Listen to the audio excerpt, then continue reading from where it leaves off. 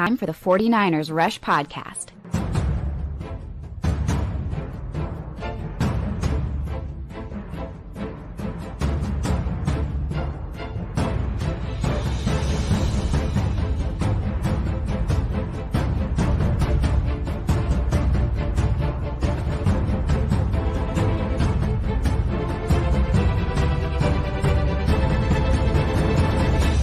And here's your host, John Chapman. What is going on, faithful? It is awesome to be with you guys in what is like a really rough time. The Super Bowl loss is, just a couple days past, and my plan was to take some time off, just a couple of days to try to relax and kind of get my feet down. The events that we threw in Vegas were incredible, but to say that I was exhausted would be an understatement. From the game, just doing all the stuff for the community and being with the people, to just the long season. I'm taking 3 days off where I wasn't working on the podcast or recording or whatever. And that's even with, going on trips and all that stuff. So it was just a lot. And I wasn't planning on recording today, but there's just been so much stuff that's transpired in such a short time. So just wanted to jump on and, talk about a couple of things. And I appreciate you guys. Jason, he says, John, you're going to need more than therapy to convince me. It's rough. And, right now it's a rough time. There's no doubt about it. Anytime you lose the Super Bowl and you're so stinking close, whether, we're talking 2019, we're talking 2012, we're talking 2023. Dang, it hurts. It hurts. The injuries on top of that, you just fired your DC, you're getting coaches poached. It's rough. It's not an easy thing. Now, there's lots of things, and we're going to go over some positives. We're going to go over some negatives, but I really wanted to just kind of jump on and just be able to just talk about, how good this team is, but it wasn't good enough. How good this coaching staff is, but it wasn't good enough. You came up short again. So, it wasn't even, you made it to overtime, which is really cool. And probably one of the best Super Bowls that's been played in a long time, but you're on the short end. And so from an objective standpoint, the game was incredible. And everybody keeps telling me, and probably you guys as well, how great the game was. And it was absolutely incredible game. But from a 49ers fan standpoint, that game, it hurt. It sucked. It really bothered me. And still, am I over the 2019 Super Bowl? Probably not. Am I over the 2012 one? Maybe. I don't know how long it's going to take to get to where we got to be to deal with this. It's going to take time. That's just the way that it is. It's just, I don't know. Are you guys over the 2012 Super Bowl loss? I don't think we can be. And until you get that kind of redemption, 3 consecutive Super Bowl losses is a killer. It's an absolute killer. What's up, Alvin? Man, it was really good hanging out this past weekend. He says the event was awesome. Appreciate you guys. Logan says cried a bit, but #CC. Yeah, I appreciate that, Matt. And Matt, appreciate you reaching out. Good friend, man. He says pain. That is all. Lots of pain. And we're going to talk about a lot of different topics today. Look at this. Look, if you're still a 49ers faithful, give me a hell yeah. Well, hell yeah, brother. Not going anywhere. It's funny playing and coaching and just being fans of sports. The reason why we love sports so much is because of the wonderful things that you can see overcome and triumphant and victory and against all odds and all those different things. But so often, especially in our society today, we focus on only the victors and not the losers. There's a loser in every game, and there's 32 teams in the NFL. Only one gets to host that trophy. Only one each year. 49ers have hoisted it 5 times. It has been a while, though. 1994 was a very, very long time ago. But you've got to live through the downs to experience the ups. You don't get to just do one. And we are thankful and we are lucky that we're a part of this franchise, which is incredible and so rich in history and tradition. Now, I know that there are people listening to this or watching this that have not experienced a championship, and that's heartbreaking. It's terrible. we got to get one. And that's not going to go away. And even if we did win this one, I wouldn't have been happy with it. I want to keep winning. I want to be the best all the time. Right here, Oscar, he says, 49ers have a crazy amount of needs this offseason. Last year was good, not great. On to the next one. Yeah, we're going to talk about some of those things for sure. For sure. Right here, I disagree with this one, Alejandro. Damn, another 4 years till Super Bowl, maybe. I disagree. You got the quarterback, you got the roster in place. We'll go through some free agents and some things like that. I would not say 4 years. I think we'll be all right. And if it was 4 years, I think a lot of teams would sign up for that, not us. That's how spoiled we are, and that's a good thing. Mike, that was an amazing game. Injuries, so much that went against them. I keep getting asked, like, what's the one single thing that you would like point the finger at as this was the issue? It was the Dre Greenlaw injury for me personally. Now he's my favorite player. But, the last 3 games against the Chiefs, it's been the exact same damn narrative. Exact same. You go back to the 2019 Super Bowl against the Chiefs. And I know everybody wants to talk about Jimmy Garoppolo and all that stuff. No. Quan Alexander, one of my favorite players in the NFL, came back early from injury that game and got abused. They went straight at him. My light went out. That ain't good. That's okay.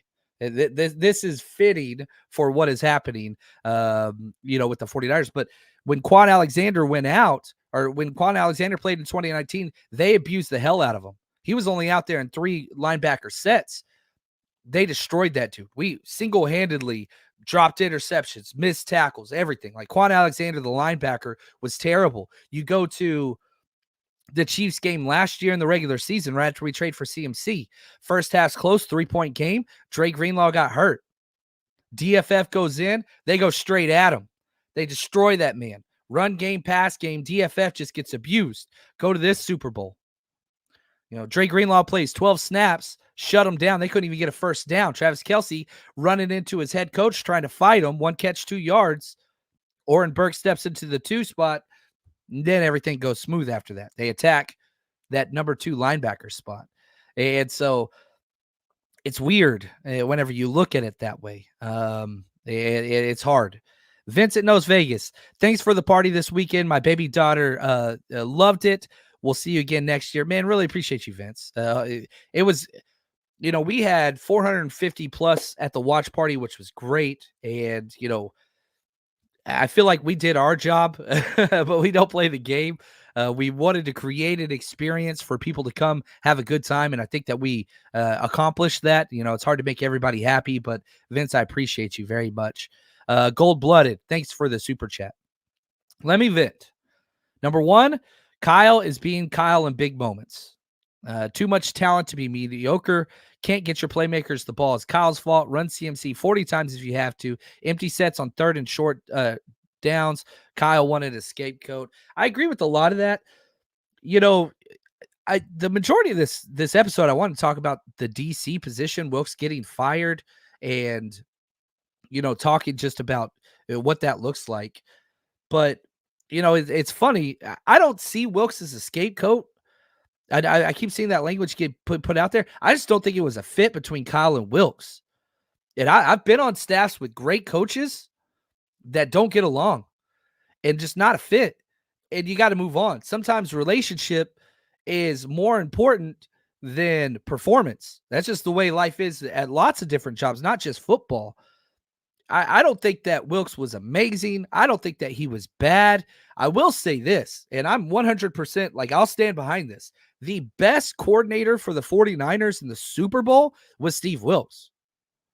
It wasn't Kyle Shanahan, who abandoned the run in the 3rd down, went 3 for 12 on 3rd downs. Yikes.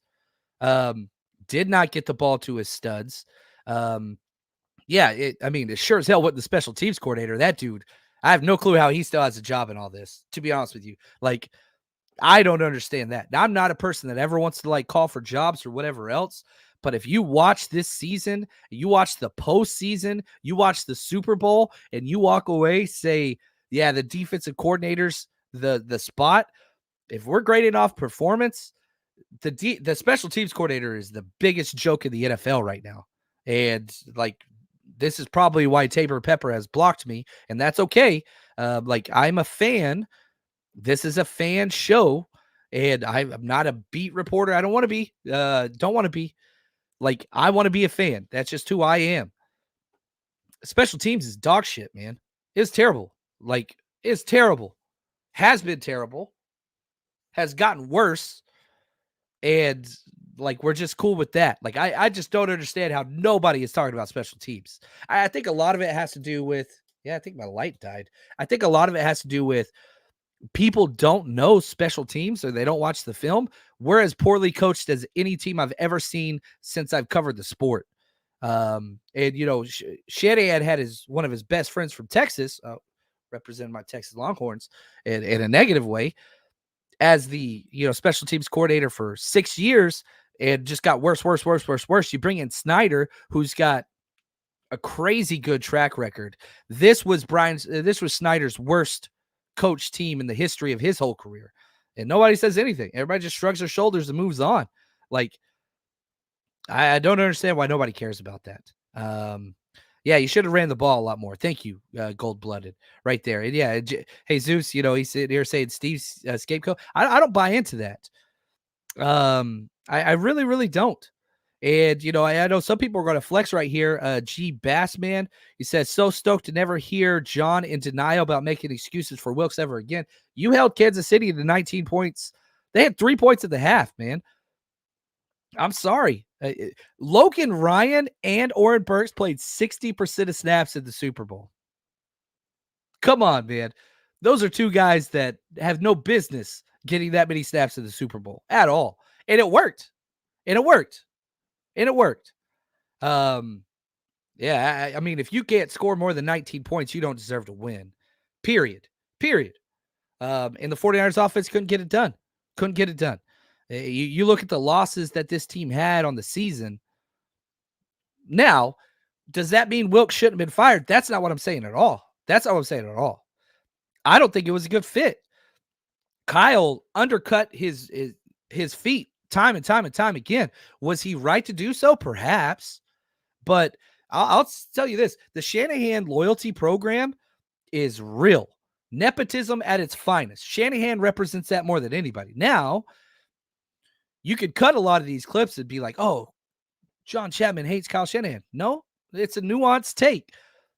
It's not as black and white as this or that. And if you want that, there's lots of simpletons that can give you those messages and appeal to those emotions. That's not really who I am. If I could have any head coach in the NFL, I would choose Kyle Shanahan. I believe that. Number one, he would be my number one coach. I would take him over anybody else. And somebody's like, what about Andy Reid? No, he's old. And two, he's never won a game unless he's had the best Super Bowl on the planet. He's never won a championship. That's it. So, like, if you are like, man, Kyle can't win the big one. Here we go. Kyle Shanahan lost the same way he does in critical games. He hasn't learned. He ran the ball 31 times. He went away from it in the third, and I was pissed. I was beyond upset. But then he went back to it in the fourth. And so I think that he has learned, but there's still some issues there for sure. Yeah, he should have ran the ball a lot more times. There's no doubt about that. But if you are a person that's like, Kyle can't win the big one, but then you talk about Andy Reid, please go look at Andy Reid's coaching history. That dude took him 25 years before he won the Super Bowl. And he went to how many AFC and NFC championship games before he won? Like, it's so hard to win the big one. That's not an excuse. That's not what I'm trying to say at all. It's just, it's hard, man. The ball's got to bounce your way. You caused 9 fumbles. There were 9 fumbles for the Chiefs. You got 1. That's huge. Ball hits a dude's foot on a punt. That's coaching. I mean, you very clearly see Ray say, get away. Rookie out there instead of Samuel Womack. That's the difference. Oscar, Shanahan better watch out. He's almost at a decade of being head coach and no chip to show for it. That's very common. Purdy continues to rise in stock. 49ers may have to ask himself, Shanahan's the coach for Purdy. There's no, like, look at the coaches we're losing. Our running backs coach, Anthony Lynn, went to the Commanders, running game coordinator. Clint Kubiak went to the Saints, offensive coordinator. Our assistant offensive line coach to the Raiders, assistant D-line coach, Daryl Tapp, to the Commanders. Like, no, man. Like, we do this every time, and I get the knee-jerk reaction. I get the pain. I get the, what do we do now? I understand all those things. But we can't, like, guys, Kyle Shanahan is like, every single team would hire Shanahan tomorrow without hesitation. Without hesitation. Yeah, it's crazy to me. Now, let's go back to Wilks. It wouldn't have fit. You know, you could go back to the zero blitz against the the Vikings, where Shanahan lost his mind and called him out publicly. I lost a lot of respect for Shanahan then. Like, you don't do that. You don't do that to your coaches in public. You do that behind the scenes. Like, praise flows down, criticism flows up. You're the big man on campus. You handle those things. Now, he could fire him, and he did. And I have no problems with Wilks being fired. That's not it at all. There were some issues there. He's running a different scheme. It didn't work. It was the first time that Kyle Shanahan ever went outside of his family tree, his familiarity, his best friend's fan club, whatever you want to say it. And Shanahan needs to stick to that. Like, if you, how do I say this? If we're looking at DCs for the future, you don't bring in anybody outside. It's hard to work with Shanahan. And if you have not proved your loyalty to him, he will leave you as bait for everybody and cut you loose. Now, it's the NFL, and I get it. You know, it's a no friends league, but Shanahan doesn't operate that way. He has to know and trust you. And you have to know and understand what Shanahan wants. And if you don't, Jimmy Garoppolo as a player, you're gone. Trey Lance, you're gone. You have to be a part of the members club. That is Kyle Shanahan's loyalty program. And if you're not, as a player or coach, get the hell out. Look at the rookies, right? You bring in all these rookies. None of you are going to play. None of you belong to the Shanahan membership club. There's nobody else that does this in the NFL. The only team that does that is Kyle Shanahan. Now, it works because he built this roster, and it's pretty solid, but he does it to a fault a lot of times. Doesn't mean I don't want him as my coach. I do. But it's different. So that's why I'm sitting here saying Shanahan better go get somebody that knows him. Period. He cannot work well with strangers. It's not who he is. Don't do that. Don't do that. Josh, appreciate you, man. He says, just want to say thanks for the work at the watch party. It was a great time. It felt awesome to be around fellow Niner fans. Great job. Man, thank you, Josh. The amount of work that went into that is great. My voice is still gone. I was really hoping, I haven't really talked in like 2 days, but you can tell it's going out as this show goes on. But thank you, Josh. The community was, gosh, that was awesome. And I hate the way that it ended. But man, that was probably one of the coolest experiences I've ever been a part of. I've been to a Super Bowl. I went to the Miami one, but whenever the opportunity presented itself and I saw the ticket prices, and I was just like, man, there's going to be a lot of people that just aren't going to go to the Super Bowl game because it's so pricey. Let's try to create the second best thing for them. And I think that we did that. And I hope my whole thing was like, look, you have 400 plus people trusting you with your Super Bowl experience. We can't let them down. We got to go all out. And I think we did. If we would have got the win, but thank you, Josh. That means a lot. Because, I mean, I ain't going to lie. I get to the end of the season, and like a lot of you guys, you're exhausted, you're tired, all the traveling, all that stuff. And I'm just like, man, I don't know if I want to do events anymore. And I know that's like, I'm not saying that's what I want to do, but man, I feel that way. It's exhausting. So I appreciate, your kind words. Daryl, JC, what do you want to make of all these vids of Kansas City cheating? I don't care about them. I really don't. They got Patrick Mahomes, who I would argue is one of the greatest quarterbacks of all time already. If he never played it down again, he would be a first ballot Hall of Famer. Andy Reid's a great coach. They've got a lot of really good, talented players, but at the end of the day, Patrick Mahomes was the difference. Steve Spagnuolo was the difference. I don't care. I don't care about those things. We got to be us. We're the better team, and we weren't coached the way that we should have been coached. We didn't call the game the way we should have called it. That's huge. Jordan, thank you for the super chat. Kyle has no accountability. Nothing will change. The first part, you're exactly correct. Yeah, Kyle has no accountability. He runs everything. Like, it's funny whenever people talk to me about like John Lynch and stuff like that. Like, John Lynch answers to Kyle. If Kyle says we're drafted this player, we're drafted this player. If Kyle says we're signing this player, we're signing this player. Now, I think that those two have the relationship where John Lynch runs most things. But if Kyle says something, that's the end all be all, period. That's all there is to it. Jed York, you're making so much money. He's raised Super Bowl license, or Super Bowl seat purchase, all that stuff. It's raised every year Kyle's been here. So from an ownership standpoint, you're happy. From kind of the team moving forward, you've got to be happy. The 49ers are the betting favorites again to win the Super Bowl next year. Does that mean that they will be? We'll see. A lot of things got to change and go your way and all that stuff. But yeah, Kyle's not going to change. I don't think so. But I will say this. I don't want to change too much. And I think that he has grown considerably. He went back to the run in the fourth quarter. He went back to the run. I think that's huge. But there are some issues. Now, back to here we go. Got another super chat. Thank you, Vince. Appreciate you, brother. Big shout out to Jair Brown. The rookie had a great game in the Super Bowl. Can't wait until Hufanga and Brown are on the field together. Oh, Hufanga plays that game. It's a different outcome. It's a different outcome. There's no doubt about that. Like, injuries hurt. Greenlaw, Hufanga, Feliciano killed the defense, man. It really, really did. And it's not like they played poorly, but yeah, it could have been better. The future's bright. You're bringing back all the studs.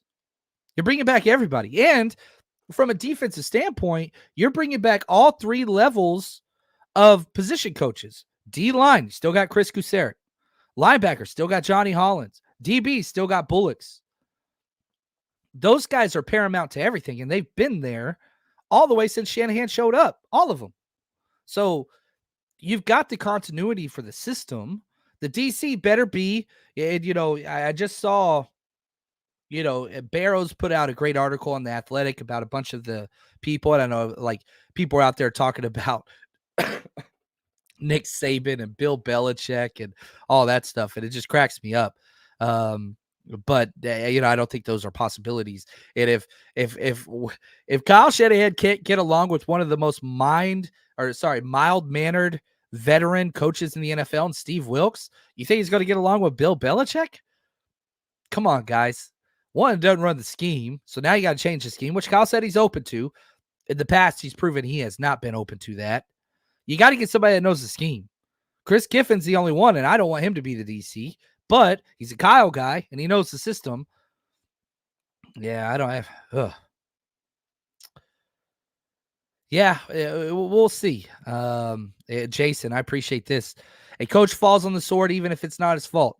That's more about being a man, and a coach. Kyle, he lacks that one sometimes. We saw that in the Jimmy G situation, how that panned out. That was two kind of how do you say this? Mature adult males going at each other through the media. That didn't help anybody. They both looked stupid through that whole altercation. Now Jimmy G is basically out of a job. Kyle, he's killing it as far as like what he's done with this team. It's unbelievable. But you got to win it all. That's the only thing he's got there left. And he got pretty damn close, but not close enough. Nick, my man, appreciate you, brother. It was great hanging out all weekend. He says, when does this become a locker room issue?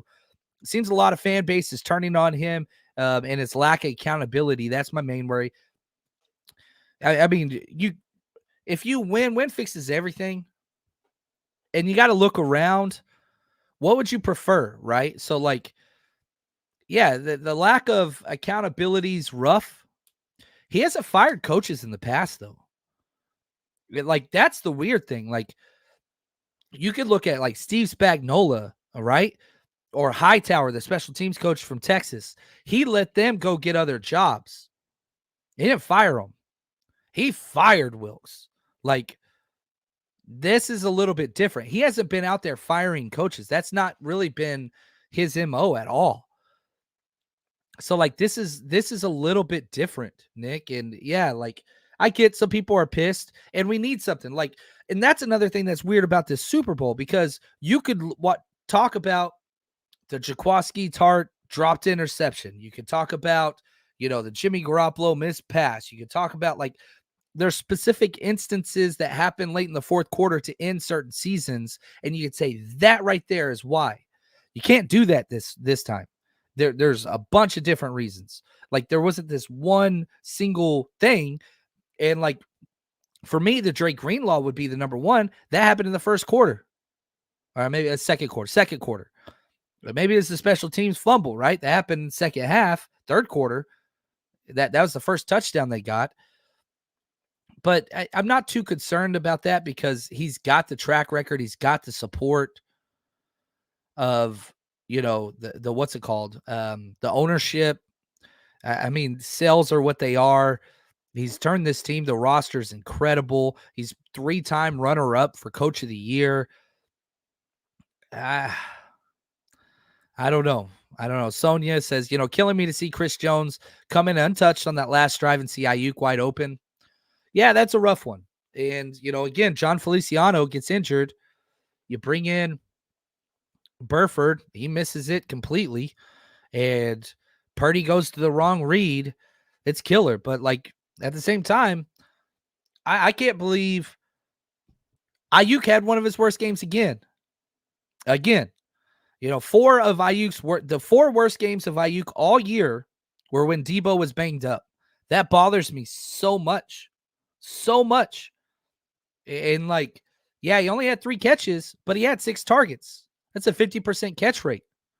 Guess how many targets Brandon Ayuk averaged all year? 6.5 per game. Should he have gotten the ball more? Sure. But like, I don't know, man. There's a lot there. I love Brandon Ayuk, and that's why I get so mad, because I do see him as a top 5 wide receiver in the NFL. But whenever he needs to be the guy, he disappears. And like, you can go to the Detroit game and he made that unbelievable catch, which brought life to it. That was a bad game for him too. And it's just like, that play was incredible and that changed everything. And so like, respect, but like, he's one of my favorites. I think he is by far one of the better players we have. But you don't see that. You didn't see that. And that bothers me, man. And Jason right here, I think that this, Jason says, I don't like how Feliciano buried his team. I don't either. We're hurting. Players and coaches are hurting more. And you learn a lot about humans, men in particular, how they act whenever things are down. And, this was whenever I was a coach, my number one speech was, and I taught in the inner city with very high poverty rate in South Dallas. And I would say, this was my go-to line. Like, the age-old adage, football doesn't build character. I do think that it does build character, but it reveals who you are. It shows who you are. When chips are down and when things go wrong, because that's what life happens. It happens to everybody in life. Who are you going to be? Who are you going to be? Are you the type of person that when things don't go your way, that you throw people under the bus? Kyle Shanahan, right? Hasn't done that. Hasn't really done that. Jimmy G, Steve Wilks, that's his list. John Feliciano just did that. Now, he went back and apologized, so that's great. That's something Kyle's never going to do. And again, I want Kyle to be our coach, but that shows you who you are. And I don't like that. I do not like that. You got Brandon Ayuk's brother going out there and talking about, throw him the ball more. Man, come on. Maybe have better than a 50% catch rate throughout the playoffs. I think it was like you look at the playoffs. Listen to this. And I love Brandon Ayuk. You go to the Green Bay game, 3 catches on 6 targets, 50% catch rate. Terrible. Mind you, he had a 71% catch rate throughout the season. Then you go to Detroit, 3 catches on 8 targets. That's a 37% catch rate. Terrible. Then 3 catches on 6 targets in the Super Bowl, 50% again. Not good. Not good. Not good. And you're like, well, maybe he should have had better passes. He had a contested catch that he didn't pull down in the Super Bowl. I don't know. There's some of that there. And I get it. When you lose, it sucks. And yeah, Kittle too. We got to talk about Kittle. He was injured, banged up, fighting through everything. He had that catch that was called back because of the stupid hold call. It was a bad hold call. And it wasn't reciprocated on the other end, but that's just what refs are going to do. Yeah, I don't know. It's bad whenever, I like this, Debster. Thank you. Yeah, I put a good amount of blame on Kyle, not all, but it's a good amount. And don't call me Bud. I like that. Appreciate you, Debster. You're awesome. And Logan says, I'm not saying Purdy was fantastic, but watching the game, you can point fingers at numerous people before you. Yeah, Purdy was awesome. I'm sorry, guys. Like I'm sticking to Purdy didn't, 1 sack for 4 yards, no turnovers. Was he amazing? Was it his best game? No, but he kept that team freaking going. He really, really did. A lot more incomplete passes than normal. That stinks. Some tip passes and all those things. But nah, before overtime, Purdy outplayed Patrick Mahomes. That's my opinion. But then overtime, Mahomes going to do what he just got to win the damn game. It's just what he is. It sucks, but Purdy's, I have all the faith in the world in that guy. I'm sorry. He's awesome. I wonder how many quarterback hits. They got 1 sack. The Kansas City Chiefs defense had 27 pressures, 10 quarterback hits. Purdy was awesome. He did enough to win that game. There were some issues. Was it a perfect game? Was he stellar? 1 sack against Spags? No turnovers? If you would have told me that stat line before the game, I would have said 49ers win by 10. Yeah. Yeah, right here. Niner Gang Podcast. Go check them out. He says the offense was bad this game. The defense did everything they could to get them 2 turnovers. What happened? They did nothing. I'm with you, man. This loss is on the offense way more. That's why whatever I said earlier, I don't think that Wilkes got fired for the Super Bowl. I think he was going to get fired regardless. Just wasn't a fit. Him and Kyle were not a fit. But of the 3 coordinators for the 49ers, special teams, offense, defense, Wilkes was the best in the Super Bowl. Wilkes was the best. Snyder's been the worst forever. And Shanahan, not great. 3 of 12 on 3rd downs. You lost that battle, buddy. You lost that battle. Vince, thanks for the super chat, man, and support, Vince. You're great. Still excited for next year. 100%. This team's still awesome. Looks like our rookie safeties is a hit. Jake Moody hit a Super Bowl record kick, hit 1-2. Missed that one. Haven't seen Latu yet. Tons of draft capital with the Depot line class. The future is bright. My man. So let's transition briefly. The 49ers have 11 draft picks next year. 11. We have a first. We have a second. We have 2 third-rounders. We have 2 fourth-rounders. We have a 5th. We have a 6th. We've got another 6th. And then we got a 7th. I think the math was right there. I got to work on that. Sorry, I messed up. I was reading the comments and back and forth. I messed up. But 11 picks. We're going to be all right. We're going to be all right. And you're getting a lot of depth to step in. Now, the 49ers have been huge with sophomore players finally getting to step in. So let's look at our draft class from last year. Jair Brown, good. Jake Moody, he's going to be the kicker for the future, whether you like him or you don't. Cameron Latu, probably the biggest question mark when we drafted him. Still don't know anything about him.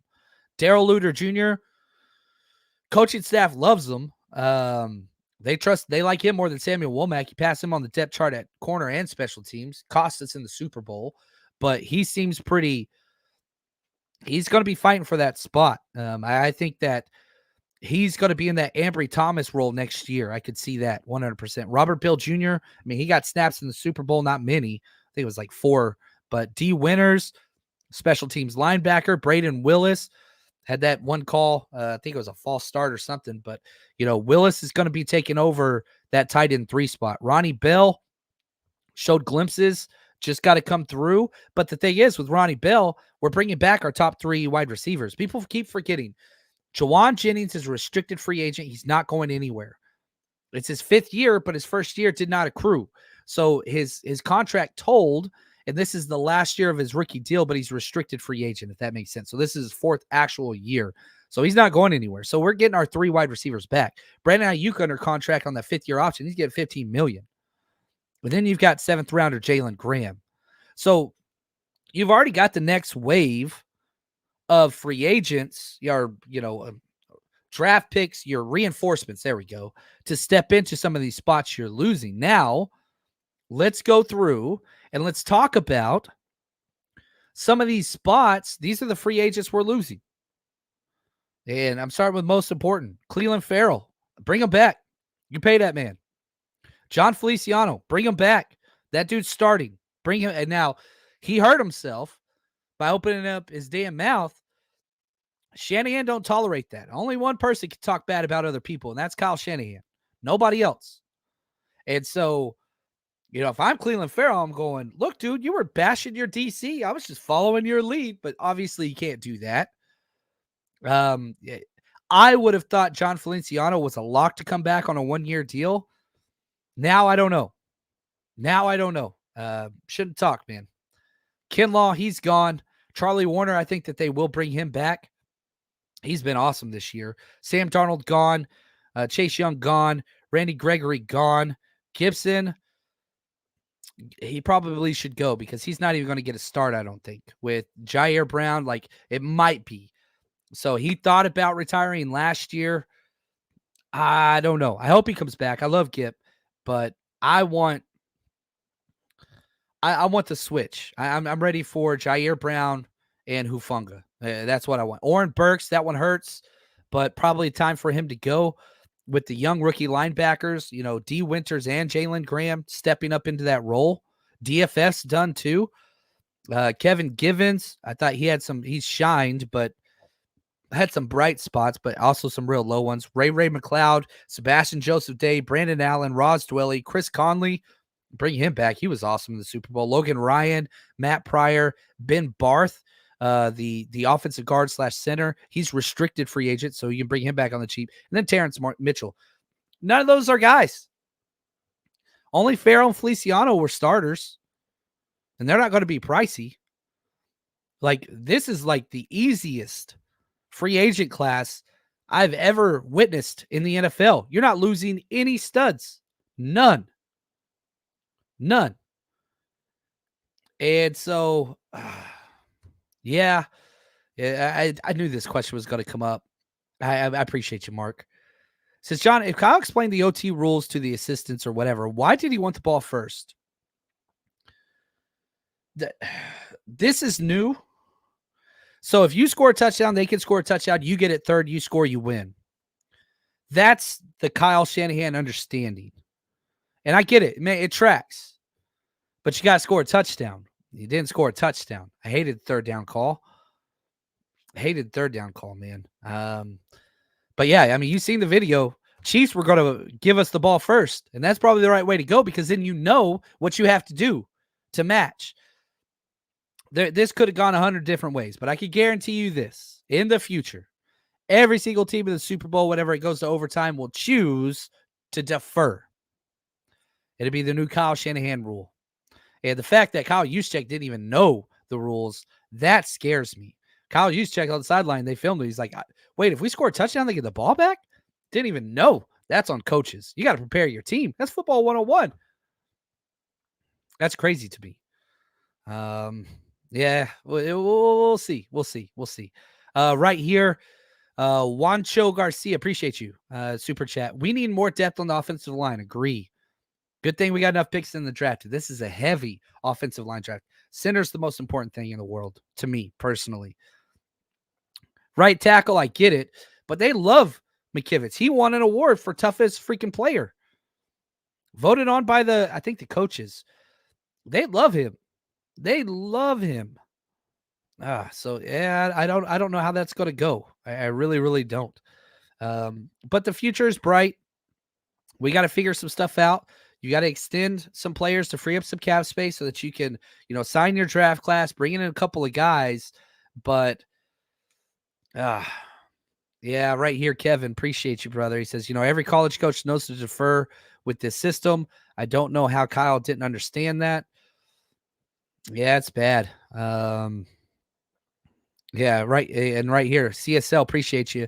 He says, the clip, you see Mahomes and Kelsey like, quote, yes, they took the ball. That is what we wanted because they wanted to know what you have to do to tie, to keep the game going. You gave them the advantage. That's huge. Now, would that have changed? It gives you an extra down because then you got to go forward on fourth. It's a butterfly effect, whatever. And I play that game all the time in my head. Man, if only this thing didn't happen. It's a slippery slope. Scott, appreciate the super chat. Chap, what do you think about the age of our roster? You think our boys will be slowing down? No, I don't. I feel pretty good about the team because there's such an influx of youth on the way. I just read through the draft class from last year, which we were able to retain every single one of them. Like, that's what's crazy to me. Last year, everybody was like, dude, there's not 9 spots on our roster. They made 9 spots, and they kept all 9. We have everybody from last year's draft class. That's crazy. Now you got 11 picks for this upcoming year. That's 20. That's 20 out of 53. Will all of them make the 53? Probably not. But you have an influx of youth. So we'll see. We'll see what that looks like. But, man, this was fun.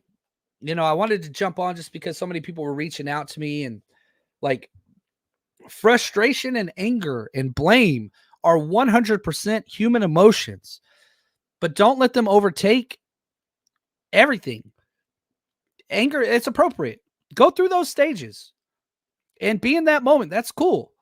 But don't allow that to turn you to dislike or hate or, call out or fight with other people. That's not what we're going for, right? That's one of the things that's different than us than Eagles fans. And players. Yeah, you get frustrated at players, you get frustrated at coaches, but that doesn't mean like you hate them and all that stuff. So, we put this thing into perspective. We're the second best team in the NFL this year. You don't get a trophy for that. Actually, you do. You get an AFC or NFC championship trophy, but it hurts. And that's just where we got to be right now. The future is bright. And yeah, we don't have Patrick Mahomes, but we got Brock Purdy, and he was freaking awesome. And he went toe to toe with Mahomes and did pretty much enough. We were play away, bounce away, field goal away, fumble away. Future's bright. Love you guys. You are awesome. We'll be bringing content all off season. I'm going to take a little bit more time off. I still can't talk very well. My throat's killing me right now. Once my voice heals, then we'll do all the Patreon stuff. The breakdowns from the Super Bowl, which I am going to do. I'm not going to skip out on that. And we're going to have a Zoom hangout next week. So stay tuned for that. We'll be able to hear from you guys in this offseason, draft content. We'll be doing all kinds of stuff. We'll be here all year. This is our show year round. We appreciate you guys. And it sucks right now. I mean, my light freaking quit on me. Are you kidding me? But that's okay. You guys are the best. Until next time, stay strong, faithful.